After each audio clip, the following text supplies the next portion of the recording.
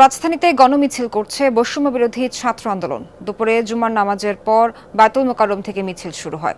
বায়তুল মোকাররমের উত্তর গেট থেকে আন্দোলনকারীদের মিছিলটি পল্টন মোড় ও প্রেস ক্লাব হয়ে শাহবাগের দিকে যায়। পরে ঢাকা বিশ্ববিদ্যালয় এলাকায় ঢোকার চেষ্টা করলে পুলিশ বাধা দেয় এবং বাকবিতণ্ডা হয়। মিছিলটি প্রায় 10 মিনিট শাহবাগে অবস্থান করে। এ সময় তারা কোটা আন্দোলনে নিহতদের হত্যার প্রতিবাদে বিভিন্ন স্লোগান দেয়। পরে মিছিলটি নিয়ে তারা প্রেস ক্লাবে অবস্থান করে। সকাল থেকেই রাজধানীর গুরুত্বপূর্ণ পয়েন্টগুলোর সতর্ক অবস্থানে রয়েছে পুলিশ। এদিকে রাজধানীর সায়েন্স ল্যাবেও হয়েছে প্রতিবাদ মিছিল। শিক্ষার্থীদের সাথে যোগ দেয় শিক্ষক, অভিভাবক সহ বিভিন্ন শ্রেণী পেশার মানুষ। জুমা নামাজের পর মিছিলটি শুরু হয়। এ সময় তারা বিভিন্ন ধরনের স্লোগান দেয়। বিভিন্ন সড়ক ঘুরে সায়েন্স ল্যাবে অবস্থান নেয় শিক্ষার্থীরা। এ সময় ওই এলাকায় বিঘ্নিত যান চলাচল।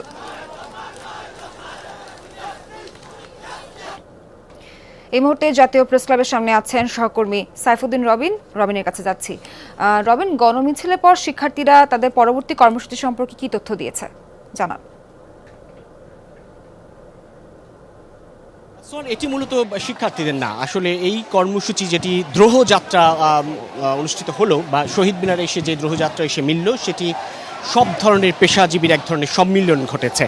এখানে শিক্ষক রয়েছেন, এখানে চিকিৎসক রয়েছেন, প্রকৌশলী রয়েছেন, শিল্পীরা রয়েছেন, শিল্পের সকল শাখার সাধারণ রয়েছেন, ডান বাম সব এসে বলা চলে এক ধরনের মিলেমিশে একাকার হয়েছে কেন্দ্রীয় শহীদ মিনার চত্বরে।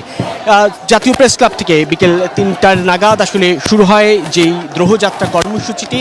এই কর্মসূচির মূল লক্ষ্যে ছিল ছাত্র জনতার হত্যার প্রতিবাদ, এবং এই মঞ্চ থেকে বা এই দ্রোহযাত্রা কর্মসূচিতে অংশ নিয়ে যারা বক্তব্য রেখেছেন তাদের বক্তব্যের মধ্য দিয়ে হত্যাকাণ্ডের বিচার চেয়েছেন। তারা সম্প্রতি যে কোটা সংস্কার আন্দোলন ঘিরে যে হতাহতের ঘটনা ঘটেছে তার বিচার নিশ্চিতের দাবি জানিয়েছেন, এবং সেই সঙ্গে এই বিচার নিশ্চিত করার লক্ষ্যে সরকারের পদত্যাগের দাবিটি উঠেছে এই কর্মসূচি। এবং একটা বিষয় উল্লেখ করার, যেখানে এই প্রেস ক্লাবের সামনে যখন জমায়েতটি ঘটে, দলে দলে বিচ্ছিন্নভাবে বিক্ষিপ্তভাবে বিভিন্ন জন আসলে যোগ দেন। এখানে সব শ্রেণীর মানুষ, বা যদি বলতে চাই উচ্চবিত্ত থেকে মধ্যবিত্ত, নিম্নবিত্ত, অনেকেই আসলে যুক্ত হয়েছেন, এবং কেউ গ্রাফিতি এঁকেছেন, কেউ নাটক মঞ্চায়ন করেছেন, কেউ জাগরণের গান গেয়েছেন। এক একজন এক এক রকমের পারফরমেন্সের মধ্য দিয়ে মূলত তাদের প্রতিবাদ জানানোর চেষ্টা করেছেন।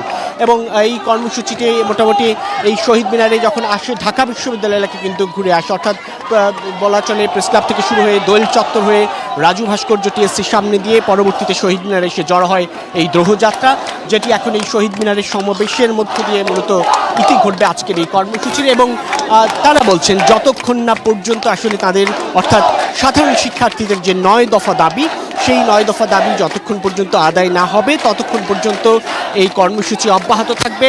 এবং এই কর্মসূচিতে সাধারণ যারা এখনো তাদের সঙ্গে সংহতি প্রকাশ করেননি।